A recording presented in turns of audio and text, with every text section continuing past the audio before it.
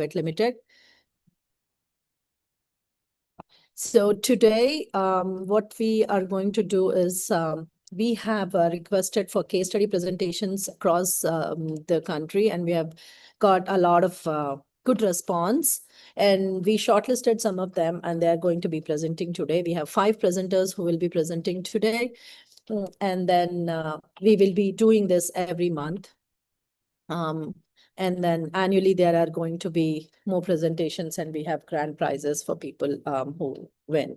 Now I'm going to go ahead and introduce our jury members. We have Dr. Esther, and as our jury member today. Welcome, Esther. And we have Dr. Sunita Sahu. Welcome, Sunita. And we have Dr. Sandhya Pandey. Welcome, Dr. Sandhya. I just want to make sure that all of our jury members are on.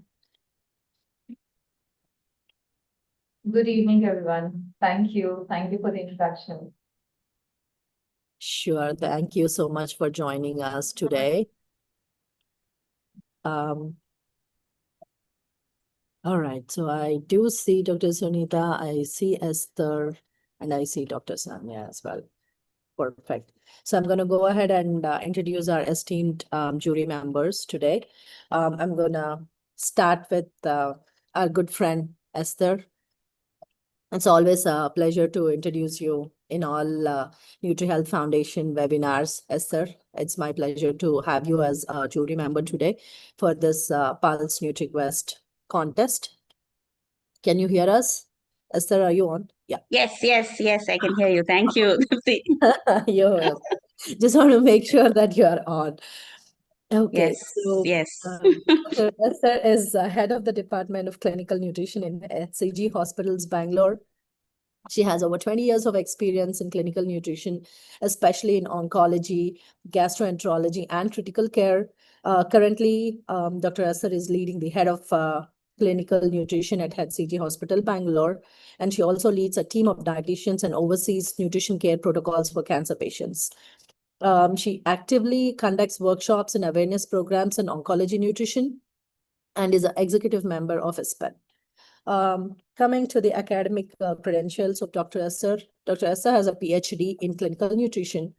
She is a registered dietitian with Indian Dietetic Association and is a program director for the fellowship in oncology nutrition at HCG. Esther also have a lot of research and publications to her kitty. She has published peer-reviewed papers on cancer nutrition and enteral and parenteral strategies.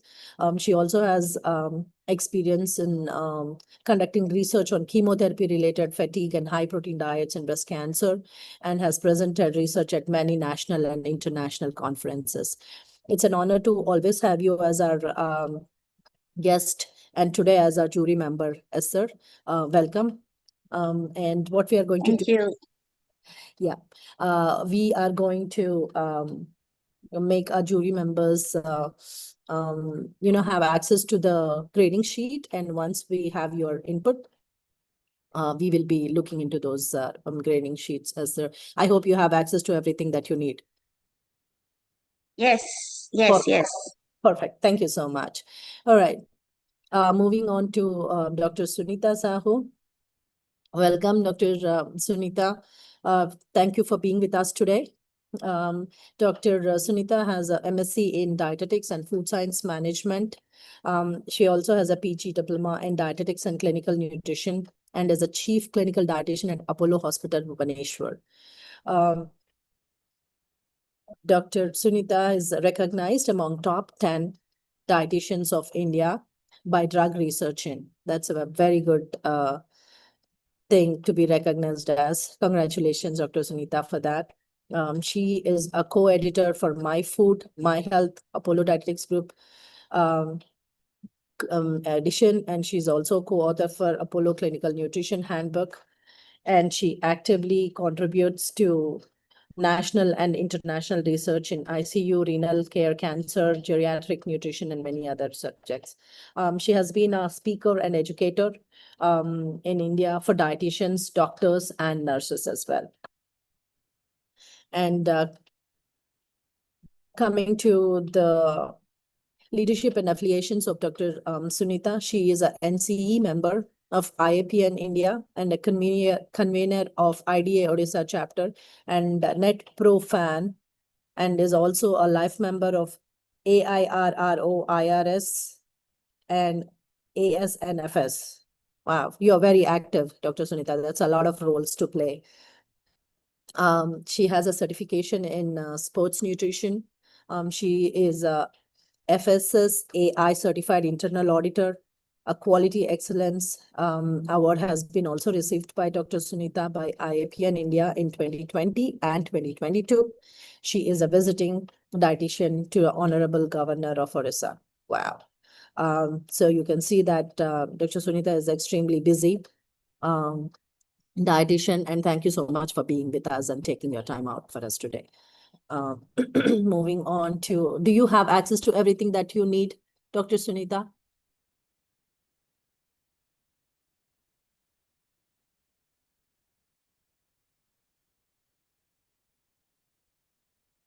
Can you just give a thumbs up if you do? Perfect. I can see you. Perfect. We'll move on to introduce our next jury member, Dr. Sandhya Pandey. Dr. Sandhya, thank you so much for being with us today. Dr. Sandhya has a MSc in Foods and Nutrition, BSc in PG Diploma in Clinical Nutrition. She is a General Manager and Chief Dietitian for the Department of Dietetics and Nutrition, Medanta, the Medicity in Gurgaon. And Dr. Sandhya has over 23 years of experience in clinical nutrition and dietetics and currently leads the Department of Dietetics and Nutrition at Medanta, Gurgaon. Formerly, she has been associated with Fortis, Columbia Asia, Max, and Apollo Hospitals. Dr. Sandhya is specialized in critical care, metabolic disorders, renal care, oncology, and GI nutrition. She's experienced in clinical research, quality assurance, and nutrition protocol development as well. Dr. Sandhya drives CME programs for many medical and nutrition teams. She actively integrates international guidelines and merging nutrition trends into hospital practice. She's recognized for building strategic nutrition systems in top-tier hospitals as well. Thank you so much, Dr. Sandhya, for being with us today and being our jury member and helping us get this NutriQuest contest going. And I hope you have everything that you need for today's webinar. Yes? Yes, yes, absolutely. I hope you can hear me. Yes, I can hear you now. Perfect. Thank you so much. So what we are going to do, I think we are pretty good. We have all our participants on as well. So we are quickly going to go ahead and get started with the presentations. And at any point of time, if any of the presenters need any help, just make sure that you send a message in the chat and we will address it. Each of you have about 7 minutes to do your presentation. So I would request you to please stick to your time, and we are going to give you a buzz when you're close to your time, and then we will leave about 2 to 3 minutes if there are any question and answers. But make sure that each of you are sticking to your times so we can get going through this smoothly. First, sorry, ma'am, to interrupt you in between. This is Komal Srivastava. yes, ma'am, in the mail, it was written 10 minutes for the presentation. So the 10 minutes includes question and answers as well, Komal. Okay, ma'am. Okay, thank you so much. Yes, please. If you would like to take 8 minutes and 2 minutes for question and answers, that's fine. But we just want to make sure we wrap it up within 10 minutes so everyone has fair chance and we have enough time to take question and answers. Okay, ma'am. Thank you so much. You're very welcome. No worries at all. We are going to go ahead and get started with you, Komal. If you could just put your video on and your presentation, we'll go ahead and get started with you. It's 4:10 and your time starts now. Okay, ma'am. So I hope my screen is visible. Yes, we can see it. Okay. Good evening, to all and namaste. So my presentation is on acute necrotizing encephalopathy. This is a case of a 9-year-old male child who came to our emergency with complaints of fever, cough and cold which lasted for 2 days, vomiting for 1 day. The child had one episode of GTGS type cold convulsions which lasted for 1 minute, and the Glasgow coma score was recorded as 8. Initially, after taking the history, the child did not have any history of trauma, rashes of similar illness in the past. He was admitted to PICU for further evaluation and management. Initially, the child was kept NPM and he was started on medications. For neuroprotection, he was intubated and with strict monitoring of the vitals was done. The total length of stay for this child was 47 days. After the basic investigations of blood, imaging, and lumbar puncture, it was observed that the interleukin level 6 was 98 pg per ml, CSF protein was 111 mg per dl, calcium 8.2 mg, platelets 1.94, CRP was 1.6 mg per dl. NS antigen came out to be positive. MRI brain was done, which showed the child had subacute hemorrhage. EEG was done, which was abnormal, drowsy, and there was generalized encephalopathy observed in the EEG report. Looking into the nutritional assessment of the child, the weight of the child was 24 kgs and height was 134 centimeter. Using IAP growth chart 2015, height was observed to be between 50th and 75th percentile, wherein the weight chart showed the child was around 10 and 25th percentile. And the nutritional diagnosis came out to be a underweight child. The child had lots of loss of appetite at home. In PICU, initially the child was kept NPM, but as the gut was functioning, we started with the NG feed, with looking into the ESPN guidelines of starting feeds within 24 hours of admission. And it started with 20 ml till the target of 90 ml per hour was achieved. And these changes were done gradually. Modified stamp was also used to assess the nutritional status of the child. Now, looking into the intervention, as mentioned earlier, the gut was functioning, the child was on polymeric formula, and the target calories was around 1800 kilocalories and 55 grams of protein. Initially, in the first week, we could achieve only 2600 kilocalories and 70 grams of protein because we started with 20 ml. Gradually, in the third week, we reached around 11,700 kilocalories with 360 grams of protein in a week. And on the fourth week, finally, we achieved around 12,600 kilocalories and 385 grams of protein. Furthermore, on the 10th day of admission, the child was extubated. On 15th day of admission, the child was shifted from PICU to the ward. The SLT was involved along with the pediatrician, neurologist, dietitian, physiotherapist, and then swallow test was done, which the child failed repeatedly. Till on 34th day, the child cleared this water swallow test, and pureed diet was initiated. That day, the child had only 5 to 6 spoons of pureed diet with 90 ml per hour RTF throughout the day. Gradually, the pureed intake improved, and on the 40th day, we reduced the RT feed to 50 ml, and we increased on the calories and protein with the pureed diet. On 41st day of admission, the nocturnal feeds was initiated, and throughout the day, calories and proteins were built up using the pureed diet. Till discharge, from 45th till discharge, the child was on pureed diet. ONS with thickeners were added as the child was not able to take fluids very well. So we could not take the chance for aspiration, and thickeners were added in the child's feed. On the 15th day, weight was recorded, which was 19 kgs, and on the discharge time, it was 21 kgs. The weight was recorded, lab reports were within the limits, and during the MDTR rounds with the doctors, pharmacists, nurse, physiotherapist, speech therapist, and dietitians, day-to-day activity and day-to-day planner was done for the child. Post-extubation, the child had brief episodes of dystonic movements in all limbs, and physiotherapy was asked to do more aggressively so that the child's muscle strength increases. Looking into the recommendation, continuity of the care was done. And discharge was planned as the child was on tolerating pureed diet very well. But again, web test was done, which was abnormal. But as the child was hemodynamically stable, it was discharged with medications and prescriptions of physiotherapy and rehabilitation to be continued even at home. Continued speech and language therapy was carried on for the child throughout the at home also.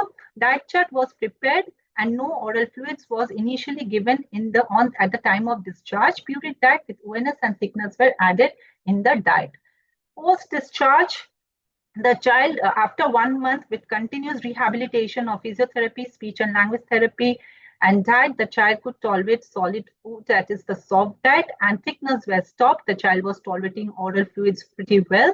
On the Jan 2024, when the child came for the follow-up, the weight was still 21, and gradually the weight of each month in OPD basis was recorded till in Jan 2025, the weight came up to 30.1. The child, by 2 months of post-discharge, the child was eating a normal diet. On the 3rd month, the child could be able to walk with support. And in the month of May, that is the 5th month, the child could, with the occupational therapy, the child could speak, walk, and do the basic necessities, whatever was required for the that improved the quality of life. So a role of early intervention, medical disciplinary team, standardized protocols which are essential to improve essential in PIC to improve patients' outcome, enhance safety, and reduce length of stay. Thank you. That's perfect. Komal, you stick to your time so very well. Thank you so much for that. That was a great presentation. We'll go ahead and open it up for questions. Anyone has any? Shall I stop share, ma'am? I'm sorry? Shall I stop share? That's fine. It's up to you. If you want to keep it on for a minute, that's I okay. think you should keep it on, Komal, because maybe there's some questions that you would have to answer. Deepti, Okay, ma'am. do you Okay, want ma'am. us Sure, to ma'am. ask the question, or you want to open the question and answer for the other participants who want to ask questions from her? Sure, ma'am. We only have 3 minutes Okay. before So we move Komal, on to the very next. quickly, I wanted to know, you said the patient was underweight. Now I saw the height for age and weight for age was within the normal percentile. You did not say the BMI was 13. How much percentile was that? What was the diagnosis? How did you come to underweight diagnosis? Number 2, the nutritional goal. What was your calculation criteria? Number 3, what were your nutrition challenges and how did you manage it? And what was your best state? So these are 4 questions that I had. Maybe you can quickly cover them. Okay, ma'am, one by one I can go. So Yeah. like first, you asked about the height and weight of the child, right? Okay, yes, the child was underweight. Looking into the height and weight, that is 134 centimeter and weight was 24 kgs for the child. So the height for expected height for this age is actually 131 centimeters, and the ideal body weight for this age of child is around 36 kgs, and he was quite underweight if we calculate it from that point of view.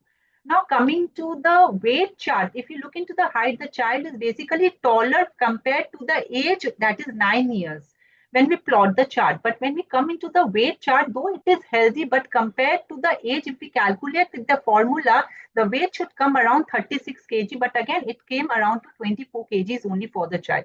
So looking in all this, this was what we came to the conclusion that the child was, the height was pretty well, but the weight was not accurate as per the height for the child. Next question, please. Percentile. I'm also plotting Yes, this on ma'am. my scale. So within you would not be so worried, but yes, okay. Okay, yes, next question. Next, how did you manage, what was your basis of nutrition? Quickly, of course, I will not work, otherwise we'll not be able to go I further. can't, ma'am, what are you saying, ma'am? What was your how did you calculate your nutrition goals? And what was your best statement? Nutritional diet. And How actually, did you- basically, we started with the tropical feed with 20 ml. So the moment we started with the 20 ml, it was all isocalorie feeds until we reached to 90 ml. Usually in our setup, we give 18 hours feed in PICU. It is 3 hours feed and 1 hour gap. So that how we landed up with isocaloric feeds of 1800 kilocalories. Subsequently, with the polymeric formula, we got 55 grams of protein. So that was what we calculated, and we continued with the child. Ma'am, next question, please. I think that's okay. If somebody else wants to ask her, she can ask. Thank you. Thank you, Komal. Really well presented. Thank you. Congratulations. Thank you, ma'am. Thank you, Dr. Any more questions, please? Questions. We will take the questions later. If anyone has any questions, please put it in the chat for Komal and make sure you mention this question is for Komal so we can address it at the end of the session. Okay. We are going to go ahead and get started with our next presentation. Our next presenter is Prithvi Priya. Prithvi, are you on? Yes, ma'am.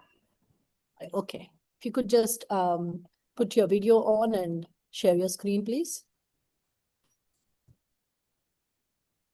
Cannot start reading.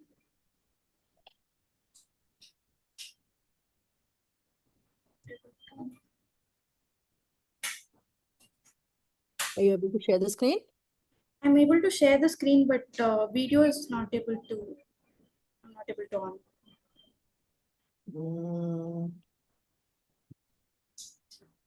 Just share the screen.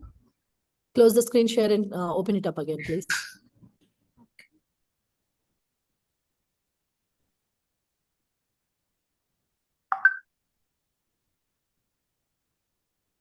Okay. We can see your presentation. Yes, we can see your presentation. Go ahead and get started. It's 4:22. You have about 7 to 8 minutes for your presentation, and we'll take 2 minutes for questions from the jury mostly now. And then others can just put their questions up in the chat box, please. Go ahead, Prithvi. It's all yours. Okay. Good afternoon, everyone. Firstly, thank you for choosing me for giving me an opportunity for presenting my case. So today my case is advanced poorly cursive adenocarcinoma of stomach on parenteral nutrition.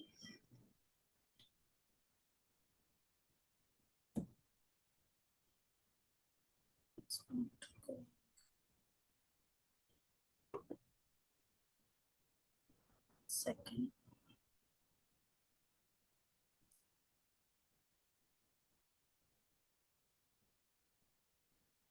Are you having difficulty, Prithvi? Yes, ma'am. 1 second. I just. Okay. Okay. That's fine. Take deep breaths. You'll be fine. Can you see my?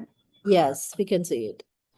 So I'm going to take this case study in the format of situation, background, assessment, and recommendation. So moving on to introduction, gastric cancer is the 5th most common malignancy in the worldwide, according to global cancer statistics. So adenocarcinoma is the most common histologic type. So it might be, the risk factors includes H. pylori infection, smoking, high salt intake, chronic gastritis, and genetic predisposition. So my case is of a 58-year-old female with diabetes and hypertension, diagnosed as poorly cursive adenocarcinoma, distal stomach. She's from rural Andhra. She's a homemaker. There's no family history. She was admitted on 5th July 2025. So going to history, she was diagnosed with poorly cursive adenocarcinoma of distal stomach in 2023. She underwent imaging, biopsy, and neoadjuvant chemotherapy was planned. So after that, subtotal gastrectomy with gastrojejunostomy was done previously. Post-op pathology showed tumor, pathological staging, that is tumor is confined to submucosa and it is more advanced, and one regional lymph node was involved, and metastasis and of unknown origin. So adjuvant chemotherapy was given as well. So in January 2025, patient began experiencing abdominal pain and symptoms of gastric difficulties. So she underwent CT and USG abdomen near her hometown. So they suggest it was suggestive of subacute intestinal obstruction. So there was a referral to HCG hospitals. So her PET-CT finding showed disease progression with obstruction at ileocecal junction. So the here it was decided to give, like, surgical management was decided here for the biopsy and diverting loop ileostomy. She had financial condition and hence underwent the surgery in Command Hospital. So after that, there were tests done. Histopathology showed poorly coercive adenocarcinoma, and these are the like markers to show where it is originated from. Coming to nutritional diagnosis, the PA statement goes like cancer cachexia. She related to ileocecal obstruction and gastric resection. So she had impaired absorption, reduced digestive capacity, as evidenced by severe muscle wasting at weight loss. So I have used GLIM criteria to like score her nutritional status. So she has less than 18.5% BMI and severe deficit of muscle mass. So stage 2, that is severely malnourished. So her anthropometric details goes like this: 148 centimeters. Her usual body weight was 36 kgs. Pre-op, she was 33 kgs. Her calf circumference was 22 centimeters. Her mid upper arm circumference was 17 centimeters. And BMI was 15.9 kg per meter square. And her muscle strength was 88.7 kgs. So this was her biochemical parameters. She came with low sodium and potassium levels. Gradually it was increasing. Her albumin was also low when she came. So her clinical signs and symptoms was severe muscle wasting, edema due to low albumin levels, vomiting soon after consuming food. She had a lot of fatigue. So diet history is poor intake, less than 50% of what she usually used to take. And there was gastric resection, and that caused reduced digestive capacity. And there was ileocecal obstruction and diverting loop ileostomy that caused impaired absorption. So here the treatment was planned, that is second line chemotherapy. So now it is ongoing. So here when she came, due to obstruction, she was not able to take orally as well. So as TPN as mainstay, due to non-functional GI tract with obstruction, post-operative state with limited enteral access, and failure to maintain adequate intake. So no, the nutritional goals was to maintain body weight, lean mass, and to her body to respond to the chemotherapy.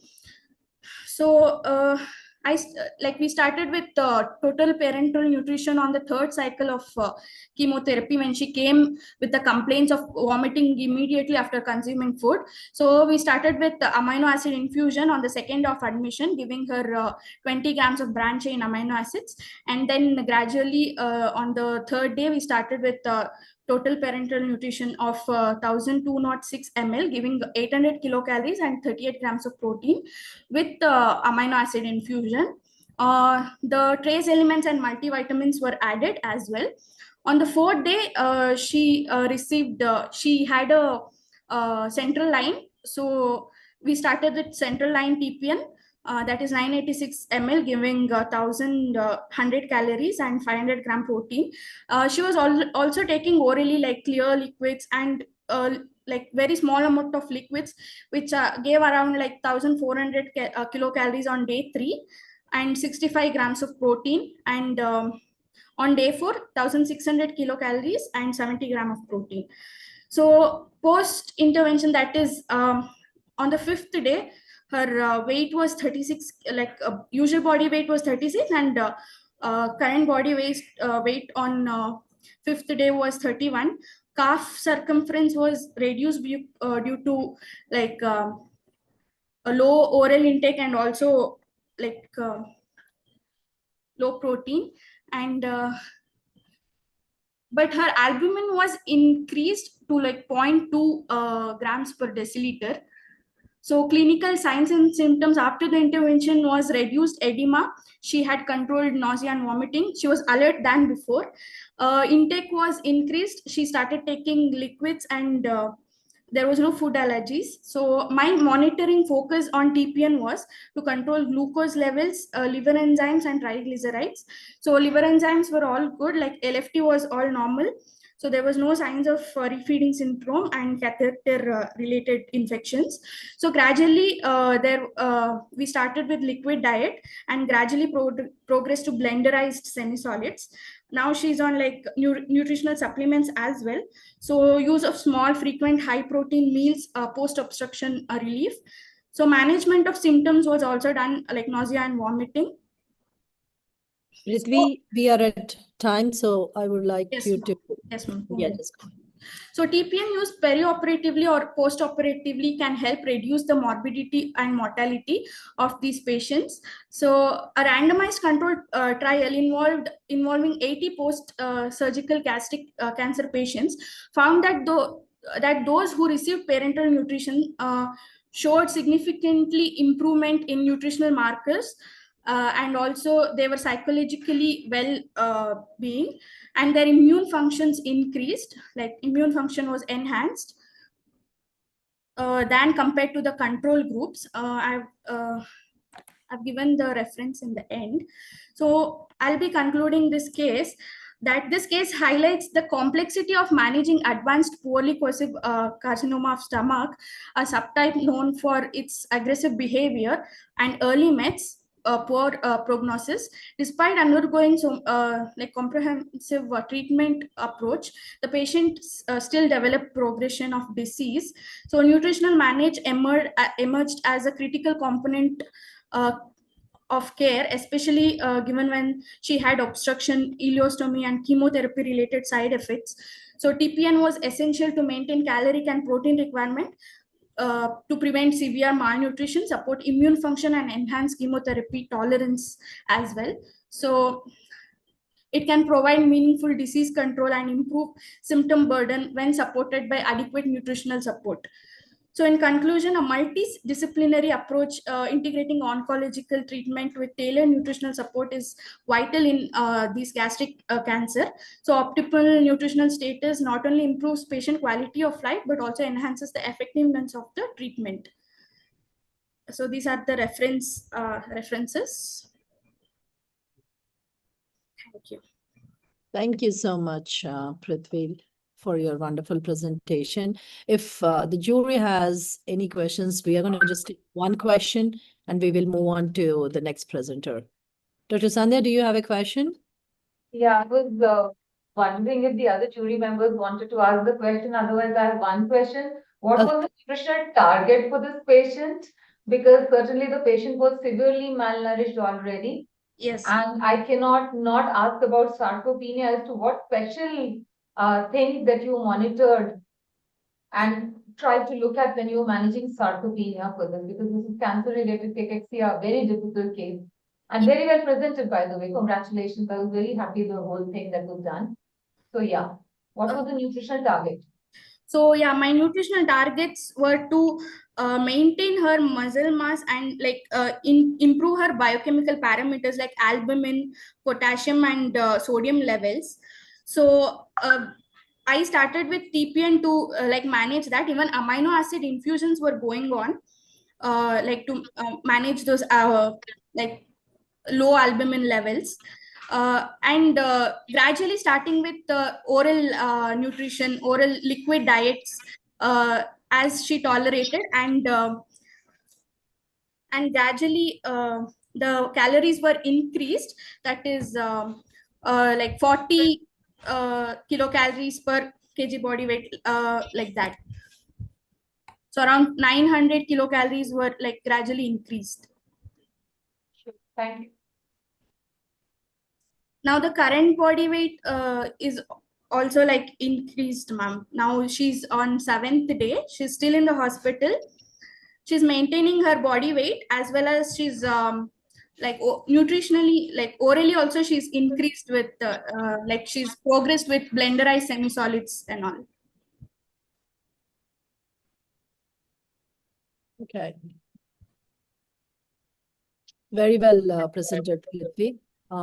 Everyone else, if you could just put your questions in the chat box for Prithvi, with I her. have a question. Means not question exactly. It's a suggestion for Prithvi. Okay. Like I think Dr. Sandhya asked what's the calorie and protein goal for the day and how you achieve that through TPN or other means of nutrition. Have you tried trickle feeding like TPN plus EN for this patient? Ma'am, No, only supplement. yes, ma'am. Yeah, so EN was not possible because of the obstruction she had. So TPL was the option for us.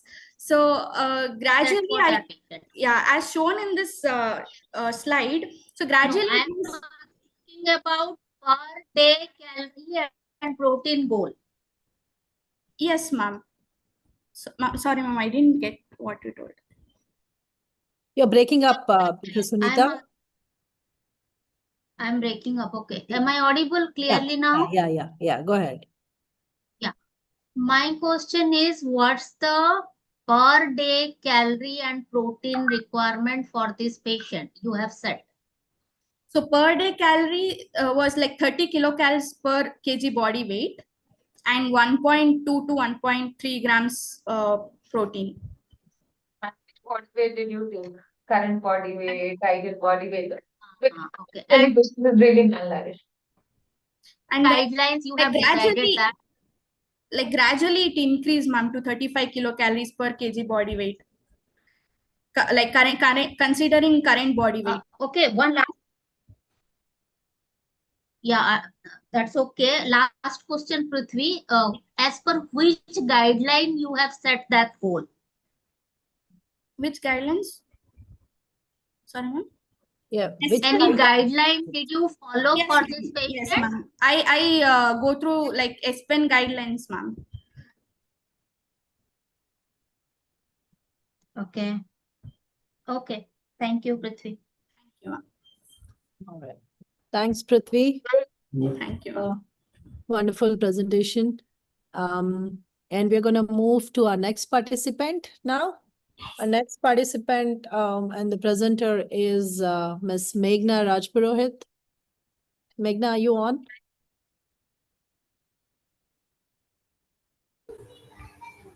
Yes, am I audible?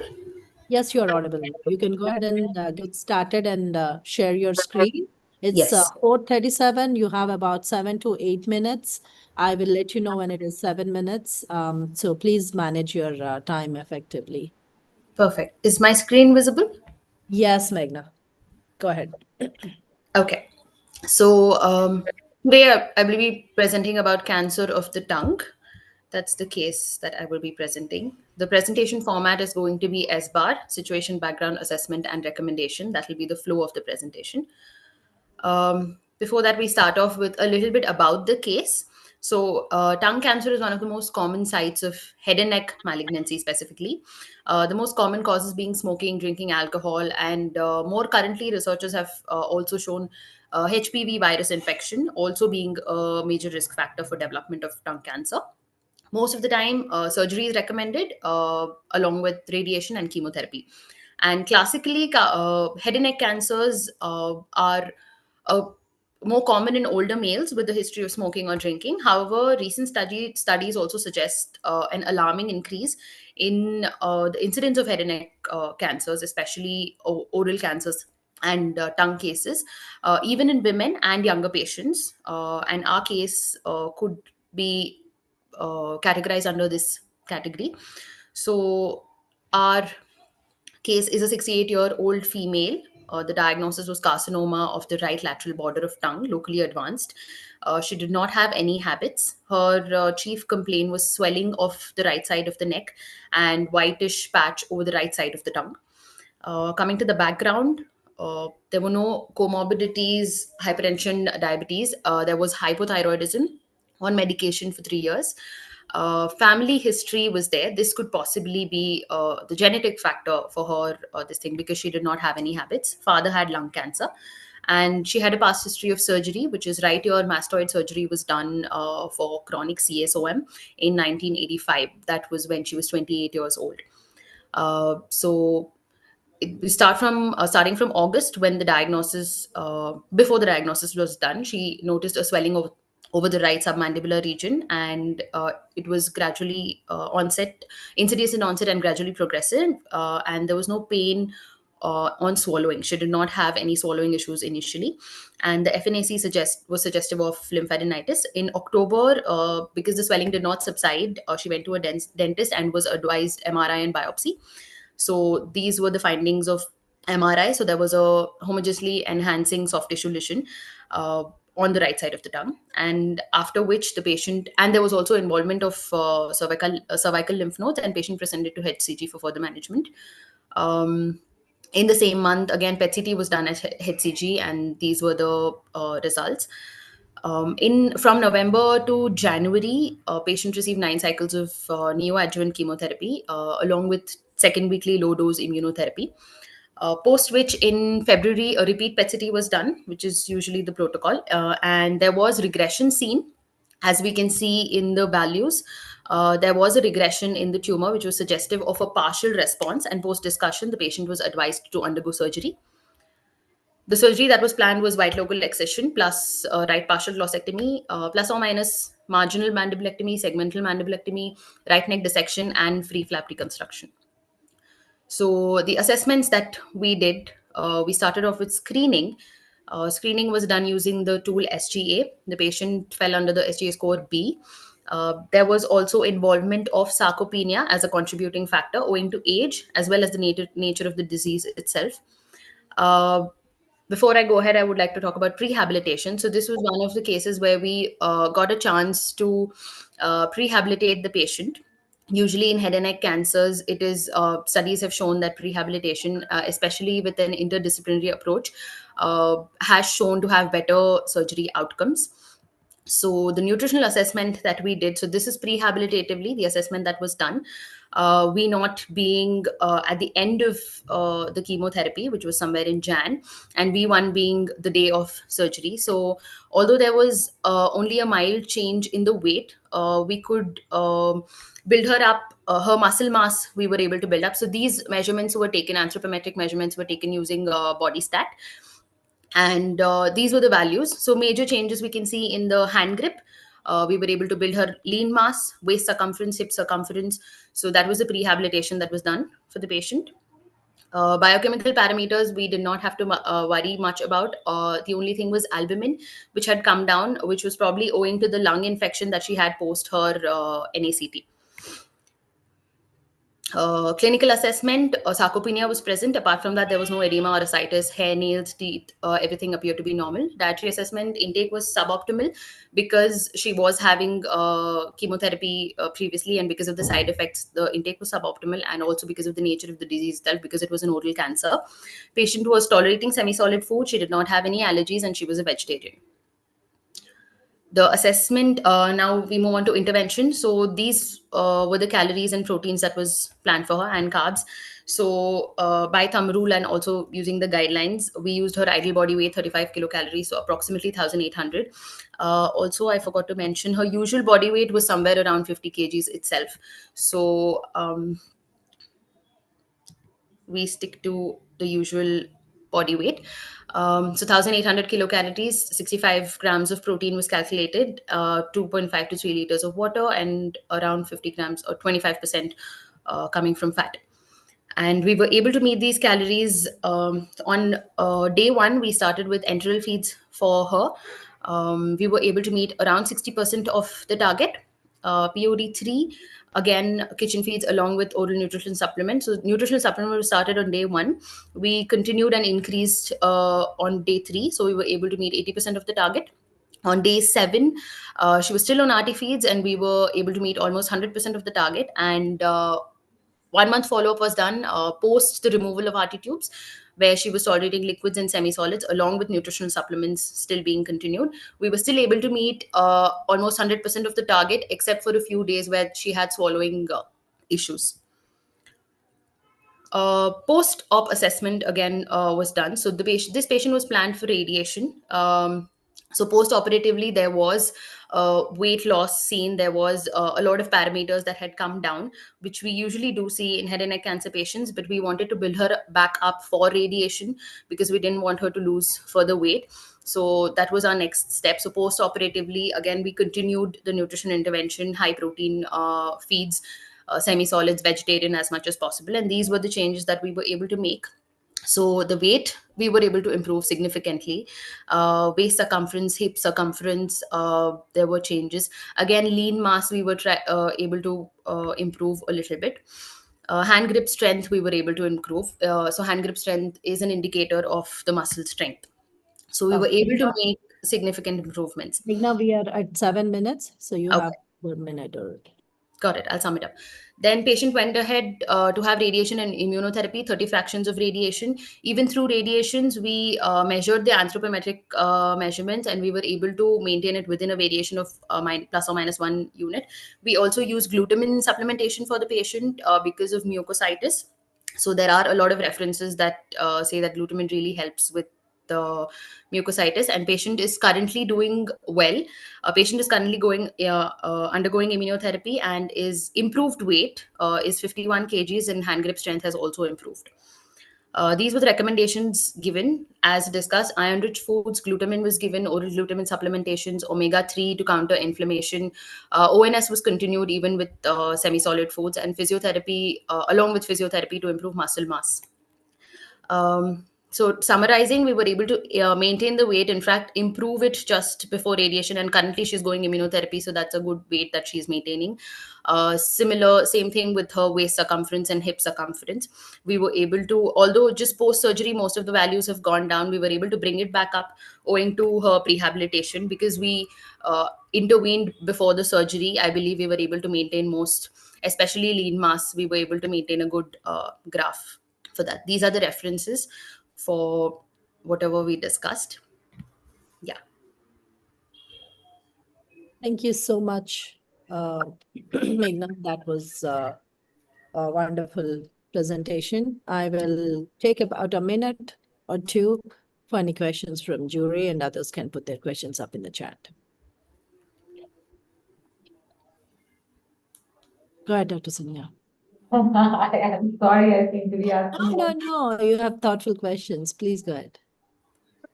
Yeah, so Meghna, increasing muscle mass is a big deal. And Yes. in your rehabilitation, you said that. So, one, I would want to know what was the mechanism? How were you checking the body composition analysis? What were you using? Number two, in the first rehabilitation, you did the increase muscle mass. Now, I can understand we do manage to increase muscle strength, but not muscle mass. So, I want to know what is your intervention. Number three, kitchen feeds. I'm always apprehensive about what kitchen feeds and everything, but all in all, you were able to bring results. You used glutamine, you used Yes. ONS, and you transitioned the whole thing beautifully, which means that you did not leave the patient just after the discharge. You Yes. continued and you looked at the patient even when the patient came for radiation. You did a prehabilitation. All in all, beautifully done and very well presented. Your slides were also beautiful. So I really liked the whole way, and the oration was also good. But these are a few things that I wanted to know as to how you manage.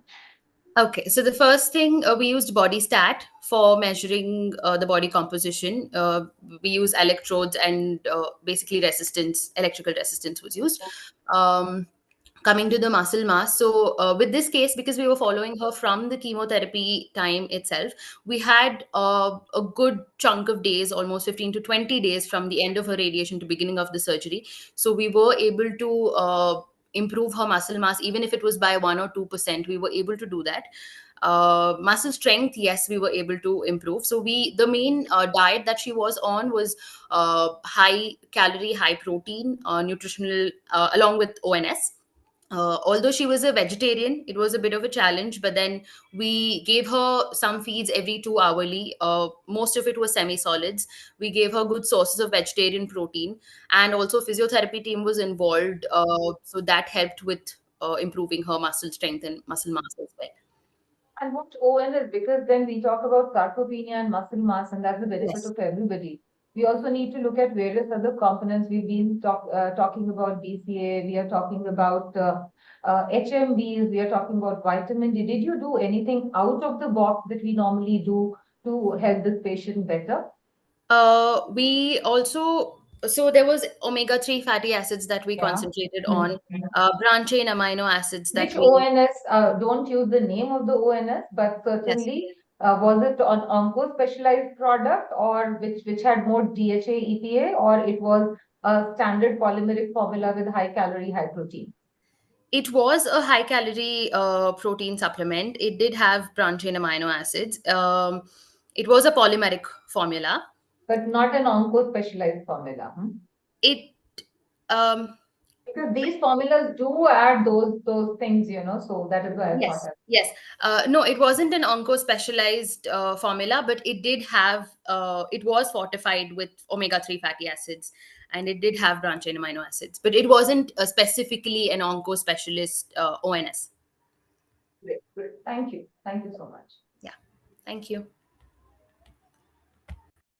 Thank you so much, Meghna. Thanks, Dr. Sandhya, for that thoughtful question. So our next presenter is Susan. Miss Susan. All right. Perfect. Go ahead and get started, Susan. Time is 4:51. You have about 7 minutes to do this, 7 to 8 minutes. And then we'll have 2 minutes for presentations from the jury. Your time starts now. I'll remind you when it is 7 minutes. Okay. Okay. So my case study for today is Whipple's procedure.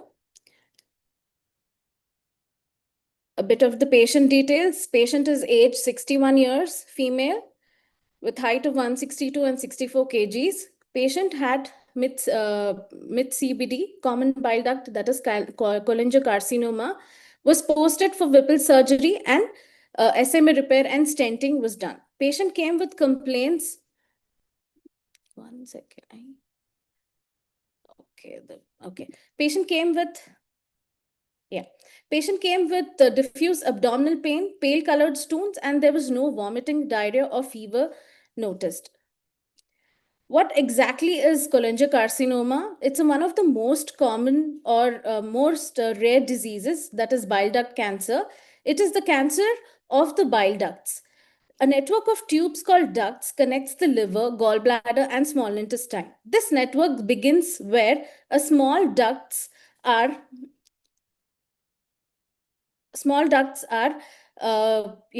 collect the bile fluid. So a fluid that is made by the liver is breakdown during the fats during digestion. Now this small duct, that is your right and the left, they form a common bile duct. So the cancer was basically present in the common bile duct area. So that's why Whipple's procedure was being planned for this patient. So this patient came with symptoms of jaundice. Didn't have dark urine, clay-colored stools, pain in the abdomen, didn't have fever, itchy skin, nausea, vomiting, and weight loss for an unknown reason. So the Whipple procedure is also known as pancreaduodenectomy, is a complex and potentially life-saving surgical operation primarily performed to treat periampular CAs. So this procedure basically involves in the removal of head of the pancreas, the duodenum, a portion of bile duct, and the gallbladder, and sometimes a part of the stomach.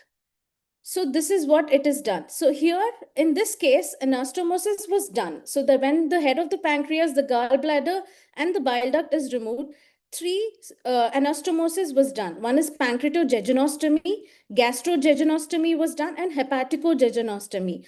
Pancreatogegenostomy is connecting pancreas as well as the jejunum, whereas your hepatocogegenostomy includes the bile duct and the jejunum, and whereas the gastrojegenostomy includes the stomach and the jejunum. So this anastomosis is carried out to restore and continue the continuity of the GI tract. So when Whipple's procedure is performed, one of the major complications that is seen in Whipple's procedure is delayed gastric emptying. So a procedure Roux-en-Y gastric bypass was done that involves creating a small stomach pouch and connecting it to the loop of the small intestine so that the contents of the stomach, so that the contents do not reflow, that is, which causes reflux acidity.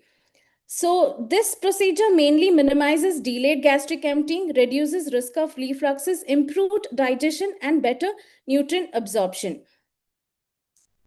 So the nutrient diagnosis was basically altered intestinal function and surgical recovery, as evidenced by decreased 75% of the oral intake, wherein the serum albumin was declined from 3.9 to 2.4. So this is the assessment that was done during the admission. The patient's height was around 162, the weight is 64 kgs, and assessment tool used was SGA to determine the nutritional status of the patient. Initially, during the time of admission, sodium, which is very quite low, potassium also dropped to around 3. CRP was not taken for the inflammation assessment. So this is the quick nutrient calculations that we calculated. That is 32, we can go up to 30 to 30 kilocal per kg body weight, 1920 carbs around 312, protein around 83, fat around 32 grams. So this was the clinical course during the hospital stay. Day 1, the patient, day 2 till day 3, the patient was NPO. And we use something called as trickle feed. That means a slow progression of the diet happened. So initially we started with the feeding within 24 hours of post surgery. So we started with TPN, a slow progression. So it happened TPN at 50 ml per hour, clear liquids started with 30 ml per hour, and then also during the surgery, the NJ tube is also was inserted. And then we started giving NJ feed. So it was basically trickle feeding, that is the combination of TPN, NJ feeds, as well as orally liquids also we were giving. So this reduces medical complications, reduces hospital stay, and also we also had to monitor the fluids in this particular thing, so that to avoid fluid overload, which could lead to hypovolemia, and that could lead to renal dysfunction. So we had to monitor all these things. So this was the calories that were given during the hospital stay. We could still achieve not that much, 1750 to 82 grams of protein we could achieve in the hospital stay. So the nutrition intervention, like I mentioned earlier, meticulous monitoring of fluid balance and electrolytes to prevent dehydration and imbalances. We had to give multivitamins so that there are no micronutrient deficiency because of the Roux-en-Y procedure that was done. And also we were giving amino acid infusions in between, so that which is a blend of essential amino acids to increase the nutritional efficacy and excellent GI tolerance to happen.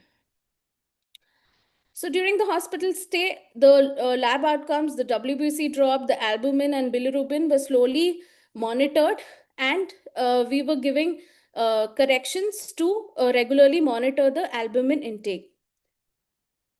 Okay. So what is the recommendations is the patient was discharged on high protein soft diet to maintain the nutritional status.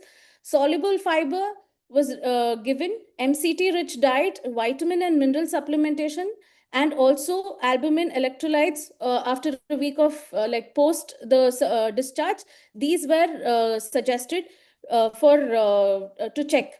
And the limit the intake of fatty and sugary foods to avoid complications like dumping syndrome. Avoid high fiber or hard to digest foods, spicy or oily foods, alcohols, and caffeine were avoided. So during the hospital stay, I forgot to mention, we were giving NJ feeds, which is a peptide-based formula, which is a high protein formula, which was started to improve the GI tolerance and improve the clinical outcomes. So this protein, this patient also complained of diarrhea. So the reason we chose peptide-based formulas was to avoid too much diarrhea. Susan, we are at 8 minutes. Yeah, I'm done almost. Yeah, just wrap it up if you can. Yeah. Thank you. So yeah, so what are the key messages are early nutrition support, crucial for optimal outcomes post Whipple surgery. The patient went home with high protein soft diet, which played a vital role in facilitating recovery and healing. We did a follow-up with this patient. The patient came with a increased weight, which improved the outcome of the patient. The evidence-based practices were done. We followed SPEN as well as ERAS. We couldn't do the pre-operative thing, but we would do the peri and the post-operative nutritional thing was done. So these are the references. Thank you. Great. Thank you so much, Yeah. Susan. That was very elaborate and informative. I know we are at 8 minutes and we have another presenter to do it, but I think we can just take one question. Dr. Sandhya, please go ahead if you have. So very well presented, Susan. One of the things I just wanted to make a comment that no longer we have to depend on TPN and NJ. We do quite a lot of Whipple procedures here, and the surgeon puts in the tube inside, but we start with liquids and see how the tolerance is, and we move ahead with that, of course, monitoring and managing everything. So nowadays we are quite liberal with our nutrition, and we are very rarely have to go for TPN or even to that matter. So I would say that about 20% of our patients are on NJ. Other than that, we manage orally with that. So that's something that we do. And of course, we have to manage the other things. Sarcopenia is something that we can check. So these are the things. Thank you. Yeah, so Dipti, I want to add on. Hi, Susan, thank you so much for your presentation. Just to add on to what Sandhya said, it's very true. We don't use TPN so much. So in the references, it would have been good if you were talking about the current practice for Whipples. Earlier, the gold standard was, using peptide-based formulas and TPN and things like that. But currently, the practice has changed. It has evolved to a great extent, and patients actually tolerate early oral feeding. Okay, so that was one suggestion that even I wanted to make along with what Sandhya had said. The second point was weight. Yes, for Whipples and cancer, basically weight is not a very good marker for nutritional outcome. So it is good to add on some other tests like fatigue. Fatigue is a very good marker. Frailty tests, sit and stand tests, look at quality of life parameters, especially because it is Whipples. Now, Whipples, it is an extensive surgery. Post Whipples, it is not a curative surgery either. And the patient will come back for, more treatments. So, when it is not surgery with curative intent, it is good to look at quality of life parameters as outcomes as well. So good to include functional outcomes along with just monitoring the weight. So that was just one suggestion that I wanted to make. And one more thing to add on to ma'am. So we also planned with TPN. Initially only we started with the oral diet as well. So it was a combination of TPN, NJ as well as the oral feeding. Yes, we understand that. But current practice is not the combination of the three. Yes. Yeah. But that is not actually in your control. It is actually the surgeon who decides that. But it is good as a nutritionist for you to be aware of the current practice and also, pass on that literature to the surgeon and say, can we just try for a few cases and evolve? A lot of times there only we get stuck there. Yeah.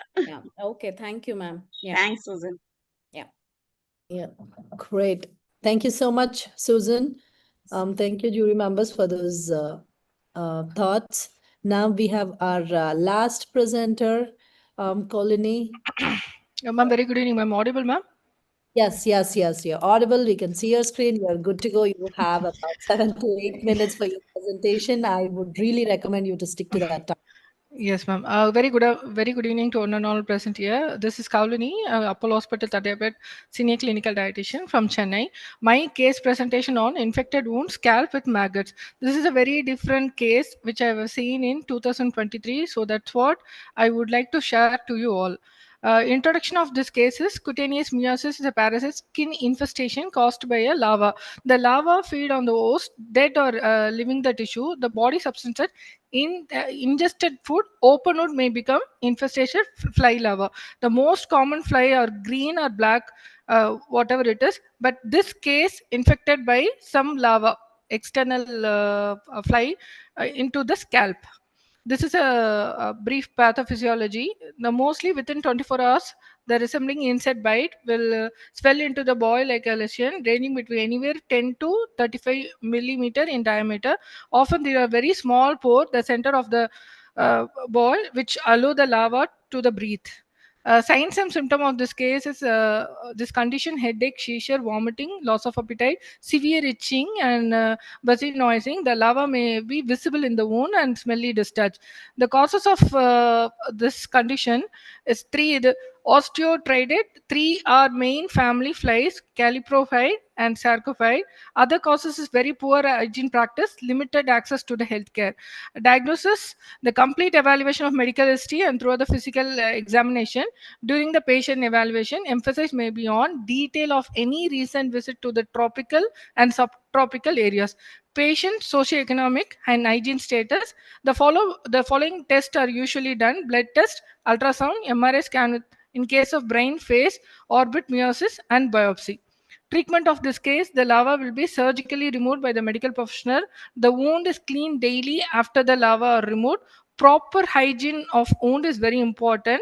Sometimes medication is given depending on the type of larva that caused the problem. Prevention: use the insect repellent, insecticide, and window screen, and wound should be always be covered. Protect from the superimposed infection and following the personal hygiene practices. My case is 64 years old female, admitted in April 5th, discharged in 15th April. She's a non-vegetarian, no known food allergy, family history, no past medical history. I would like to tell you one brief introduction. This patient is a depressive disorder. She itself isolated from her family. She itself saying in the out of the house, having some toilet near to the toilet with one bed. She itself staying before the April last 6 months. This chief complaint: 64 years old female, no known comorbidities, was brought to the emergency with history of headache. Since today morning, complaint of infected wound, left parietal region, size of 5 into 4 into 3 centimeter with maggots. Patient had history of bleeding in the infected region since today morning. History of weight loss present, no history of fever and seizure. This is a real picture when at the time of emergency. This is an infected wound scalp with the maggots. Surgical procedure done with wide local excision scalp wound on 5th April and wound debridement and flap cover scalp on 11th April. This is an anthropometric detail: height 141 centimeter, current weight 30 kg, ideal body weight 45 kg by Hammy equation, BMI 15 and underweight. Usual body weight is 33 kg. Weight loss in last 6 months, so 3 kg weight loss. This is a subjective global assessment. Weight changes. This is a weight changes 5 to 10%. So suboptimal diet intake, moderate GI symptoms, very light activity. She itself restricted the movement, severe comorbidities. So it's according to the SGA, assessed to moderately malnourished. This is a pest statement. 64 years old female, known case of infected wound scalp with the maggots, assessed to moderately malnourished, related to the loss of appetite and evident by the weight loss. This is a biochemical parameters done in the during hospitalization. She was anemic and she was hyponatremia too, and ESR count also little elevated. WBC platelet count is normal. SGOT, SGPT. This is a biochemical parameters. So histopathology report shown excision biopsy from the scalp wound showing subacute inflammatory ulcer with meiosis. This is a medical nutrition therapy done for the patient. This is very important to increase the adequate energy protein requirement to prevent the weight loss, to emphasize on high protein diet for the wound healing, to include iron rich diet along with the vitamin C rich food which increase the iron absorption to correct the anemia, to suggest the oral nutrition supplement to improve the oral intake, to emphasize on small frequent meal pattern. Nutritional requirement: I plan the nutrition requirement according to the ideal body weight, 35 kilocalorie and 1.5 grams of ideal body weight. Oral nutrition supplement, I have suggested high protein supplement and with a plenty of oral liquids. This is a nutrition monitoring, hospital recall. Initially, patient is very difficult to consume the diet because she was very depressive. She itself is restricted the food. She could not understanding. She could not answering anything. First day she was NBM for the wound deployment. Second day I've initially clear liquid tolerated well and followed by soft solid. And that clear liquid also I've given the pep talk to the patient. Please try to understand. Oral diet is very important. If you're not eating well, will go for the enteral nutrition. That's what some was pep talk given and convincing. I will not do any sympathy empathy, but I've given the nutrition pep talk. It's very important to the patient to come out the depression, not fully but somewhat to eat partially. The day third, high protein soft solid diet with plenty of oral liquid. The day two itself, I've suggested oral nutrition supplement, and day four also continue the soft solid diet because it's very difficult to chew the normal diet. The patient attender complained.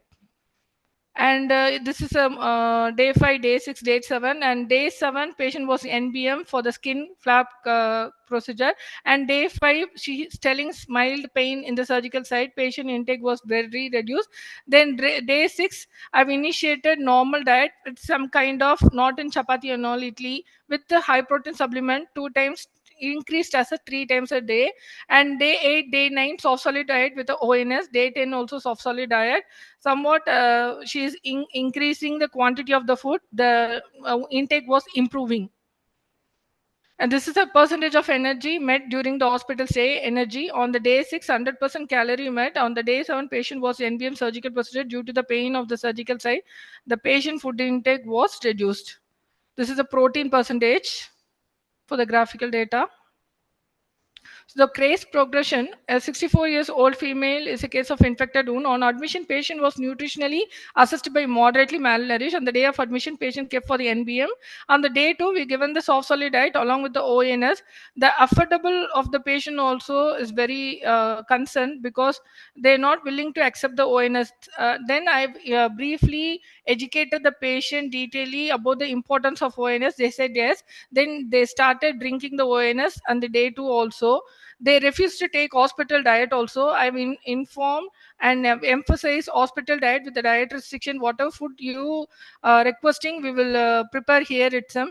So I convinced the patient and patient attenders starting eat from the kitchen diet. The patient was shifted to the soft solid diet to ONS was changed to 2 to 3 times a day.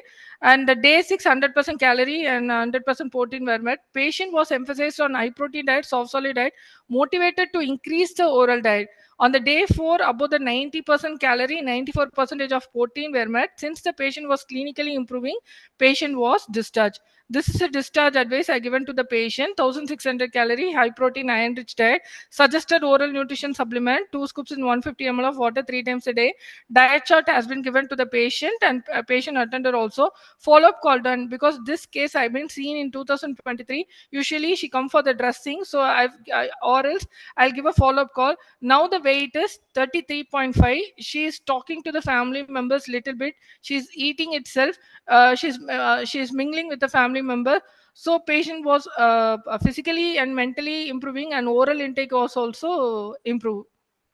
Thank you so much. This is a very different case. That's what I want to explore to the team. Thank you so much for giving this opportunity to the team and Pulse team.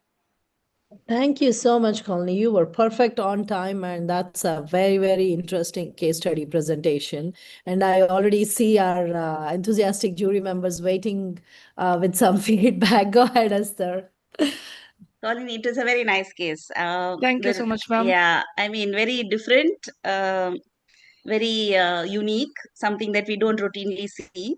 And despite the challenges of depression and affordable issue also, ma'am. affordability, you did not give up on the patient, which is something that nutritionists very often tend to do.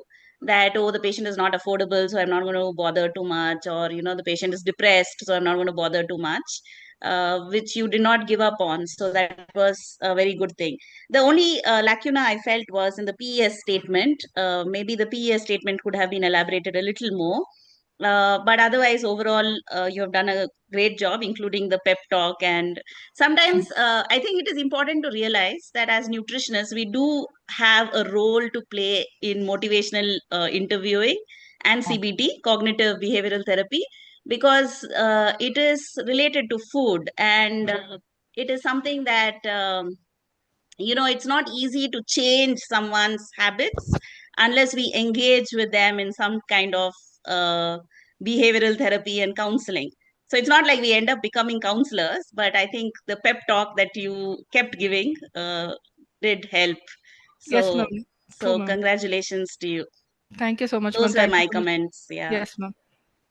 Yeah, I agree, sir. I think it's way beyond just suggesting calories and protein, and it needs sometimes that talk, you call pep talk or motivational interviewing or whatever, just to get the patient on board and make them realize how important it is to stick to those guidelines. Thanks for those wonderful thoughts. Dr. Sandhya, would you like to add anything? I really enjoyed the case presentations. The best thing was everybody was quite scientific in the way they collected the overall background of the patient, because a lot of times when we go in the hospital and start the bedside, I keep telling my team members, you need to understand the physiology, the pathology to be able to identify. One suggestion that I would make to everybody is that once your PES statement, like just now Esther also said, it is very important to make your diagnosis and then have your PES statement written, because based on PES statement, your intervention will come out. So your nutrition care plan has to be specific and precise to say, what is my target? What is the basis of my target? And how do I plan to go to that level? Of course, we will have to go gradually. Of course, all that would be there, but then you know that if this is a severely malnourished patient, low BMI, I need to achieve my target maybe 7, 10 days. And what are the biochemical parameters that you're going to monitor? If you're saying refeeding syndrome, then I would want to know what is the magnesium level of the patient. What is the potassium? What is the, so phosphate level of the patient? Have you added a thiamine? Was that prophylactic? Because everybody, it's not just us who are listening to us. Your case presentations have been selected, and a lot of other people are trying to learn from you. So I think I understand that the time span is very less and you're trying to run fast forward. So my suggestion to all the presenters going further, or those of you who are going to be making case presentations, and I know a lot of my team members are part of that, I think the focus on what are the parameters that would have nutritional significance can be added, because you have to skim the things that are nutritionally relevant, okay? And a lot of you haven't really thought about micronutrients. We keep on talking about macros. So I think micronutrients also need to be looked at. So, and what are the newer concepts that are developing? Is there any guideline that has come in? And then have we been able to incorporate that? So I understand a lot depends upon our doctors, the kind of environment that we work in. But then those are the things that we're very interested to kind of go further ahead. But all in all, extremely excellent presentations. Very, very happy to be a part of this community. And thank you, Team Pulse, Nutri Pulse, for having us here on the platform. Thank you so much, Steve. All right. Thank you so much, Dr. Sanya, for your input. Dr. Sunita, do you have any thoughts to add? Yeah, sure. First of all, congratulations, Colony, a very interesting case. But Thank you, ma'am. Seeing into your case, my suggestion is, yes, you have presented on infected wound on maggots, but all her this like weight loss and all other nutritional issues, I think, are due to her depression. Okay. Yes, yes, ma'am. If we could mention that in the heading itself, that would be better, because nowadays depression is one of the major reasons for this all nutritional issue, whether it is weight loss or any other things. Okay. First thing, and you did a good job, I must say. One question I have yes, 3 kg weight loss was there during her admission, and after you have seen this case in 2023, and her current weight was 35 kg. Am I Yes, correct? ma'am. Yes, ma'am. Only the What was three. her? Sorry, ma'am. Yeah. Yes, ma'am. What was her weight during admission? During admission is 30 kg, ma'am. Now the 30 weight is kg. yes, ma'am. 30 kg. kg, ma'am. kg Now she the has weight is gained. 33.5 kg, ma'am. It has been measured in 2025 April, ma'am. She came for the review, ma'am, and follow-up call also done once in the 6 month, ma'am. Okay, good. That's all. I think very beautifully you have presented means like a simple nutritional issue case into an interesting one. That's good. Okay. Thank you, ma'am.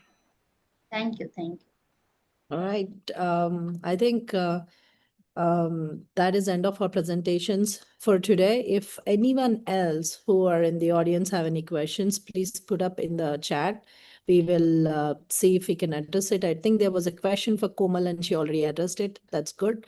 If anyone else have any questions, please go ahead and add now. But otherwise, I personally feel each and every presentation was really very well presented. You took great amount of time to put your thoughts and efforts into these presentations. It's wonderful. Thank you so much for taking time out and participating in this in spite of your busy schedules. I know each of you must be swamped with so many things in your job. But in spite of that, taking time out and making this presentation and presenting it to us and sticking to the time, most importantly, was extremely good. Thank you so much. I don't see any questions coming up. We are already 20 minutes past our time, so I do not want to take any more time from our jury members. I would like to thank Dr. Esther, Dr. Sandhya, and Dr. Sunita for being with us today. So what are the next steps? We are going to discuss with our jury members and get the scorings, and we will communicate the winner of today's presentations in about 24 hours. And we will let you know who the winner is. I personally love every presentation, but it's a contest. We just have to be sportive, I guess. And for others who are going to participate in the future, like Dr. Sandhya mentioned, a few feedback thoughts, make it more effective presentation, try to mention latest guidelines and include the micronutrient details and stuff like that. We are also going to communicate top 3 things that you should consider in your presentation moving forward. Again, just to reiterate, Nutri Health Foundation is partnering with Pulse NutriScience to do this contest, Pulse NutriQuest, where we are asking for case studies from the dietitians across India. And there has been a huge response. So every month we will be doing these presentations. Every month we will have 5 people presenting and we will be selecting a winner. This is an annual event. We have grand prizes as well. All the details will be communicated on Nutri Health Foundation website and social media, and also Pulse social media as well. All right. Thank you so much. I guess this we can conclude unless any of the jury members have any thoughts to add at this time. Thank you so much, Deepti. Just one point for everybody, ensure that you maintain the confidentiality of the patient. Because that's going to be very important, because whenever you submit, your hospitals may not like it. And then since it is going to be circulated across, so make sure that the patient face, the patient name, number, ID, all of that is not written. Just write ABC, XYZ and all those things. So please make sure that their identification is not revealed. That's something that needs to be extremely. So I think that's what we all will have to be careful. Okay. Yeah, we will communicate with Yeah. patient centers as well. Good point, Dr. Thank you so much. Thank you. You're very welcome. Thank you, Dipti. Thank you. Thank you, everyone. Thank you, ma'am. Thank you. Thank you so much. Everybody for joining, and I hope to see each and every one of you in the next month's presentation, and looking forward to another great contest presentations, and we will be in touch with you with the winners in 24 hours. Thanks, everybody. Thank you.